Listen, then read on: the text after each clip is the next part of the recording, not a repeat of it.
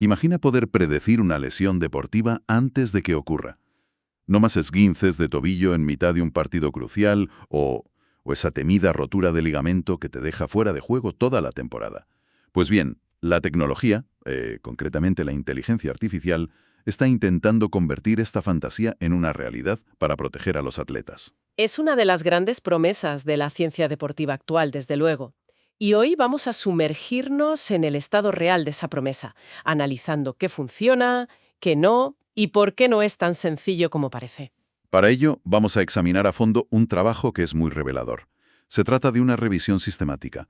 El título es Aplicaciones del aprendizaje automático en la predicción de lesiones deportivas sin contacto en las extremidades inferiores. Se publicó en 2026 en el Journal of Sports Science and Medicine. El autor principal es Jin Yuan, junto a un equipo de colaboradores, y lo que han hecho es, analizar 15 de los estudios más importantes en este campo. Nos dan una panorámica completísima. Nuestra misión hoy es destilar lo esencial de este análisis. Exacto. Vamos a ver si de verdad estamos cerca de tener una bola de cristal para la salud de los deportistas. Ojalá fuera tan fácil. Vale, pues empecemos por lo básico. ¿Por qué es tan endemoniadamente difícil predecir una lesión de las que ocurren sin contacto? Estoy pensando en un futbolista que gira bruscamente y de repente cae al suelo. La rodilla destrozada. No ha chocado con nadie. ¿Qué ha fallado ahí? Has dado en el clavo. Ese es el núcleo del problema. Estas lesiones no tienen una causa única y evidente, como un golpe. Son el resultado de una interacción complejísima y no lineal de muchísimos factores. Factores biomecánicos, fisiológicos, incluso psicológicos, ¿no? Exacto, incluso ambientales. Es una tormenta perfecta que se gesta dentro del cuerpo del atleta. Una tormenta perfecta, me gusta esa analogía. No es un rayo que cae de la nada, sino una serie de condiciones que se alinean. Precisamente, y el artículo subraya un dato que pone esto en perspectiva. En deportes de élite, como el fútbol, más del 90% de las lesiones musculares en las piernas ocurren sin contacto directo. Más del 90%. Es una barbaridad. Es la plaga silenciosa de los vestuarios, y los métodos estadísticos de toda la vida, como la regresión logística, pues aquí no dan la talla. ¿Por qué? Se quedan cortos. Porque están diseñados para buscar relaciones lineales y sencillas. Es decir, si A sube, B baja. Pero la realidad del cuerpo de un atleta es mucho más enrevesada. Quizás un poco de fatiga no es un problema, pero un poco de fatiga sumada a una mala noche de sueño y a un césped un poquito más húmedo de lo normal, de repente esa combinación sí es un detonante. Claro, la estadística tradicional no puede capturar esas interacciones tan sutiles. No puede, se le escapa toda esa complejidad. De acuerdo. Entiendo el puzzle. Es un problema con demasiadas piezas y conexiones ocultas. Entonces, ¿cómo entra en juego el Machine Learning para intentar resolverlo? Pues entra como un detective con una lupa gigante. Lo que hace el aprendizaje automático es procesar cantidades masivas de datos de todas esas fuentes distintas para encontrar patrones ocultos que el ojo humano o los métodos tradicionales simplemente no verían. Y el artículo de Yuan y su equipo presenta un marco de cómo funciona esto, ¿verdad? Sí, un marco conceptual muy claro. Vamos a desgranarlo. Venga. Todo empieza con los datos de entrada, los inputs, que son todos los posibles factores de riesgo. Piensa en ello como crear el dossier más completo que te puedas imaginar de un atleta. O sea, un retrato robot exhaustivo. Justo. Los estudios que analizaron recopilaron 3 grandes tipos de datos. Primero, los demográficos y el historial del deportista. Lo clásico, ¿no? Edad, índice de masa corporal y el factor que siempre sale. Si ya te has lesionado antes, tienes más papeletas para volver a caer. Exacto. Y como veremos, los modelos confirman que esa intuición es muy potente. Pero aquí es donde se pone interesante. El segundo gran bloque de datos eran los psicológicos y perceptuales. Espera un momento. ¿Me estás diciendo que el modelo puede intentar vincular que un jugador ha dormido mal una semana con una posible rotura de isquios 3 semanas después? Potencialmente, sí. A ver, el modelo no establece una relación de causa-efecto directa, pero busca correlaciones. Si un patrón de mal descanso o de altos niveles de estrés o de agotamiento emocional se repite sistemáticamente en los perfiles de jugadores que acaban lesionándose, el algoritmo aprende a identificarlo como una bandera roja. Entiendo. Y el tercer tipo de datos, imagino que el rendimiento físico puro y duro. Claro. Aquí hablamos de pruebas de fuerza, de equilibrio como el famoso J-Balance Test, rango de movimiento de las articulaciones. lo que se mide en cualquier pretemporada. Eso es. E incluso se usaron datos más innovadores, como biomarcadores en la orina, para medir la carga fisiológica. Vale, tenemos una montaña de datos. ¿Qué hace la máquina con todo eso? Ahí entra el proceso de ML. Se utilizan diferentes algoritmos para entrenar un modelo. Es como si le enseñaras al sistema cientos de fotos de atletas, diciéndole, este se lesionó, este no, este se lesionó, este tampoco. Con el tiempo, aprende a reconocer los patrones sutiles que distinguen a un grupo del otro. ¿Y qué algoritmos son los más populares en este campo? Los más comunes en los estudios fueron Random Forest y la regresión logística, que es un método estadístico pero potenciado. Sin embargo, la revisión de Yuan deja claro que los modelos basados en árboles de decisión, como el propio Random Forest o XGBoost, demostraron ser los más efectivos en general. ¿Por qué esos? Porque son especialmente buenos manejando esas relaciones complejas y no lineales de las que hablábamos antes. De acuerdo. ¿Y el objetivo final de todo este proceso, la salida, el output, cuál es? Es una clasificación binaria muy simple. ¿Hay riesgo de lesión? Sí o no. La idea es poder señalar a los atletas que están en la zona de peligro para que el cuerpo técnico pueda intervenir con programas de prevención individualizados. Bajar la carga de entrenamiento, hacer trabajo específico de fuerza, mejorar el descanso, ese tipo de cosas. Justo eso. Vale, entonces tenemos los datos, tenemos los algoritmos. La pregunta del millón es, ¿esto funciona? Porque en teoría suena increíble, pero la práctica deportiva es caótica. Estamos realmente en un punto donde un ordenador puede decirle a un entrenador, ojo con este jugador, que se va a romper. Estamos en un punto prometedor, pero con una letra pequeña muy, muy grande. Si miramos la métrica principal que usaron casi todos los estudios, el AUC, El AUC, vale. que mide la capacidad del modelo para distinguir a un atleta que se lesionará de uno que no, el promedio fue de 0,73 sobre 1. Traducido, para los que no somos estadísticos. Eso es bueno, malo, regular. Es un aprobado. Se considera aceptable. Es como un estudiante que pasa el examen, pero sin sacar nota. Acierta más de lo que falla, pero no es para tirar cohetes. ¿De acuerdo? Eso sí, el artículo destaca que hubo un modelo basado en un algoritmo llamado Chive que alcanzó un impresionante 0,91. Eso ya es sobresaliente.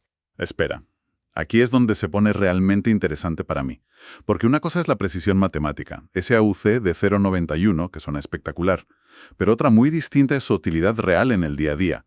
Si el modelo es un genio prediciendo quién no se va a lesionar, pero falla con los que sí están en riesgo, ¿no es un poco inútil para un preparador físico? Has puesto el dedo en la llaga. Esa es la madre del cordero y el verdadero desafío clínico que la revisión destaca, la sensibilidad. La sensibilidad.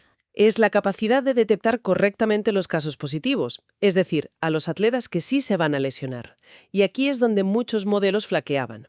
Tenían una alta especificidad, que es lo que tú decías, eran muy buenos identificando a los sanos, pero una sensibilidad baja. Es como un sistema de alarma que es fantástico para decirte que no hay ladrones en casa, pero que se queda callado justo cuando entra uno. Para la prevención, lo que necesitas es justo lo contrario, ¿no? Prefieres alguna falsa alarma a que te roben. Exactamente. En la práctica, esto significa que el modelo es muy bueno diciendo, tranquilo, este jugador está bien, pero no tan bueno alertando de los que sí están en riesgo. Y para prevenir, quieres identificar a esos, aunque te equivoques alguna vez. Entiendo. O sea que el modelo se vuelve un experto en identificar a los jugadores sanos porque es lo que más ve. Pero un novato a la hora de detectar la anomalía, que es la lesión. Suena a un problema casi filosófico. ¿Cómo se entrena a una máquina para que encuentre una aguja en un pajar de datos? Has usado la analogía perfecta. El problema técnico se llama desequilibrio de clases. En cualquier equipo, afortunadamente, hay muchísimos más entrenamientos y partidos sin lesión que con lesión, así que los modelos tienen miles de ejemplos de no lesión para aprender, pero muy pocos de lesión. Se empachan de normalidad. ¿Y hay forma de solucionar eso? Se intenta. Algunos estudios usaron técnicas como Smote, que básicamente crea datos sintéticos de lesiones para equilibrar la balanza. Es como clonar las pocas agujas que tienes para que el modelo aprenda mejor a reconocerlas. Sin embargo, el artículo señala que los resultados de estas técnicas fueron dispares. O sea que no hay una solución mágica para esto. De momento, no parece que la haya. De acuerdo. Pero imaginemos por un momento que un modelo tiene una precisión altísima y una sensibilidad aceptable. Si el entrenador no sabe por qué el modelo dice que un jugador está en riesgo, puede fiarse. El ordenador dice que no lo pongas. Suena un poco a ciencia ficción y a un riesgo muy grande. Has llegado al segundo gran debate en este campo, la interpretabilidad. Es fundamental. Si no puedes entender el razonamiento del modelo, se convierte en una caja negra mágica, y nadie va a tomar una decisión que vale millones de euros basándose en magia. Lógico. La buena noticia es que, según la revisión, el 87% de los estudios la tuvieron en cuenta. ¿Y cómo se consigue que la caja negra hable? Hay dos vías principales. La primera es usar modelos que son transparentes por diseño, los llamados caja blanca. Los árboles de decisión son un buen ejemplo. Literalmente puedes dibujar un diagrama de flujo con la lógica que siguen. Ah, claro. Si la fuerza del isquio es menor de X y el jugador durmió menos de 6 horas, entonces el riesgo es alto. Exacto, es totalmente transparente. La segunda vía es usar modelos caja negra, que son mucho más complejos y potentes, como las redes neuronales, pero aplicarles después técnicas de traducción. Métodos como SHAP, por ejemplo, actúan como un intérprete que te dice, vale, el modelo ha tomado esta decisión y lo ha hecho porque le ha dado un 50% de importancia al historial de lesiones, un 30% a la fatiga y un 20% al test de equilibrio. Te da las claves de la decisión. Y hablando de eso, ¿qué factores de riesgo señalaron los modelos como los más importantes una y otra vez? Dos aparecieron de forma muy consistente en varios estudios, lo cual es muy revelador. El primero, el índice de masa corporal, el IMC, y el segundo, como ya intuíamos, el historial de lesiones previas. O sea que después de toda esta tecnología punta, el aprendizaje automático nos confirma dos de los factores que cualquier buen fisioterapeuta o preparador físico ya tenía en su radar. En cierto modo sí, valida el conocimiento empírico, pero aquí viene una advertencia crucial que el artículo subraya con fuerza. El contexto lo es todo, y citan un estudio fascinante que lo demuestra. A ver. En un equipo, la fuerza de los isquiotibiales fue un predictor potentísimo de lesiones en una temporada. Pero la temporada siguiente, con el mismo equipo y una incidencia de lesiones similar, ese mismo factor ya no predecía nada. ¿Cómo es posible? Porque el contexto cambió. Quizás cambiaron el plan de entrenamiento, el tipo de césped, el calendario de partidos. Lo que nos dice esto es que los factores de riesgo no son universales ni estáticos. Un modelo entrenado con los datos de un equipo en una temporada podría no servir para ese mismo equipo al año siguiente. Y mucho menos para otro equipo de otra liga. Mucho menos. Entonces, ¿qué significa todo esto? Si los modelos tienen problemas de sensibilidad, si los factores de riesgo cambian con el contexto, ¿por qué no vemos esta tecnología en todos los equipos profesionales? Porque, como bien apuntas, todavía hay barreras muy importantes para su aplicación en el mundo real. La revisión de Joan identifica varias, pero hay tres que son clave. La primera es que las predicciones son demasiado genéricas. ¿A qué te refieres con genéricas? A que la mayoría de los modelos predicen cualquier lesión en la extremidad inferior. Pero a un entrenador no le sirve de nada que le digan «cuidado con la pierna de este jugador». Necesita saber si el riesgo es de tobillo, de rodilla o de isquiotibiales para poder actuar de forma específica. Claro, el plan de prevención para un esguince de tobillo no tiene nada que ver con el de una rotura muscular. Falta granularidad. Exacto. El segundo gran reto es el factor tiempo. Muchos modelos se basan en datos recogidos al inicio de la temporada para predecir una lesión que puede ocurrir meses después. Es como usar una foto de una persona de hace 6 meses para decidir qué ropa se pone hoy.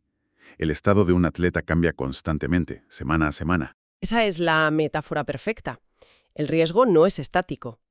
Para ser realmente útil, se necesitan modelos más dinámicos, que se actualicen continuamente con datos recientes. La carga de los últimos entrenamientos, cómo ha dormido esa semana. El riesgo de hoy depende de lo que hiciste ayer, no de lo que hiciste en pretemporada. ¿Y el tercer obstáculo que mencionas, cuál es? Quizá el más importante desde el punto de vista científico, la falta de validación externa. La mayoría de los estudios crean su modelo y lo validan con una parte de sus propios datos. Pero el verdadero test de fiabilidad es probar tu modelo en poblaciones y equipos completamente diferentes. Esto que mencionas de la validación externa me parece la clave de todo, porque un modelo que funciona de maravilla con los datos del Real Madrid, que tiene unos recursos y un tipo de jugador muy específico, podría ser un completo desastre si lo intentas aplicar al equipo de cantera de un club más modesto. Totalmente. Los contextos son radicalmente distintos. Y esa es una de las grandes barreras para que esto se convierta en una herramienta universal y no en un juguete caro y muy específico para clubes de élite. Sin esa validación externa, no podemos estar seguras de la robustez de estos modelos. En resumen, después de este análisis tan profundo, me queda claro que el Machine Learning tiene un potencial enorme para cambiar la forma en que prevenimos las lesiones. Pero desde luego no es una varita mágica. Para nada. El artículo concluye que estamos en una fase de gran promesa, pero que el camino hacia una implementación clínica efectiva y generalizada es todavía largo. La clave, por lo que hemos discutido, parece estar en encontrar un equilibrio muy delicado entre la precisión matemática, la capacidad de entender por qué se hace una predicción y, finalmente, la utilidad real de esa información en el caos del día a día de un equipo. Y aquí dejo una idea para reflexionar que se deriva de todo esto. Quizás el futuro no sea un único modelo de predicción perfecto que nos dé un veredicto de sí o no. A lo mejor el camino va por otro lado. Sistemas dinámicos que integren datos de múltiples fuentes en tiempo real. GPS del entrenamiento, monitores de sueño, cuestionarios de estrés. Justo. Para ofrecer no una sentencia, sino un perfil de riesgo continuo y personalizado para cada atleta. La predicción se convertiría así en una conversación constante, no en un veredicto puntual. ¿Un panel de control para el cuerpo técnico? Exactamente. Una herramienta de diálogo y gestión del riesgo, no una bola de cristal. Fascinante. Para quienes quieran profundizar en los detalles técnicos, los algoritmos y los 15 estudios que se analizaron, recomendamos encarecidamente la lectura del artículo original. De nuevo, es Aplicaciones del aprendizaje automático en la predicción de lesiones deportivas sin contacto en las extremidades inferiores de Jin Yuan y su equipo en el Journal of Sports Science and Medicine. Es una lectura densa, pero muy esclarecedora. Y una excelente fotografía del estado actual de un campo que va a evolucionar muchísimo en los próximos años. Y por supuesto, no olviden seguir el canal y activar las notificaciones para no perderse nuestros próximos análisis en profundidad. Hasta la próxima.